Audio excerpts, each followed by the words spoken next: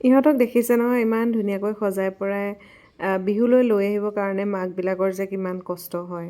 আমাৰ জনী বাৰু মেকআপটো নিজে কৰিবলৈ শিকিলে, সেইকাৰণে মেকআপৰ কষ্টটো মোৰ নহয়। আৰু স্কুলৰ পৰা যোৱাৰ আগতেই তাইক কৈ দিওঁ যে তুমি মেকআপটো কৰি ৰেডি হৈ থাকা আৰু মই গৈ আছোঁ, তোমাক কাপোৰযোৰ পিন্ধাই লৈ যাম। কিন্তু কাপোৰযোৰ পিন্ধাবলৈ হ'লে বহুত দেৰি লাগে, এবাৰত নহয়েই, তাই মনৰ পচন্দৰ মতে হৈয়ে নুঠে। আগতে বাৰু আমি সেইবোৰ জনাই নাছিলোঁ। মেখেলাখন দুটা কোচ কৰি দিয়ে, ঘৰৰ মানুহে যেনেকৈ পিন্ধাই দিয়ে সেনেকৈয়ে গৈছিলোঁ। কিন্তু আজিকালি সময় আৰু যুগৰ পৰিৱৰ্তন হ'ল, গতিকে সেনেকৈতো নহ'ব। আৰু কম্পিটিশ্যন বুলি ক'লে ভালকৈ যাব লাগিব। আৰু যিহেতু প্ৰতিযোগিতাত বতৰৰ ফুল মাৰিব লাগে, সেইকাৰণে ওচৰতে থকা ফুলজোপাৰ পৰা ফুল কেইপাহমান ছিঙি আনিলোগৈ। ফুল ছিঙিবলৈ এনেই মন নাযায়, কিন্তু কি কৰিব, উপায় নাই নহয় জানো। আৰু এয়া তাৰপাছত ধুনীয়াকৈ সাজি কাচি মঞ্চত এনেদৰে বিহু পৰিৱেশন কৰিছে।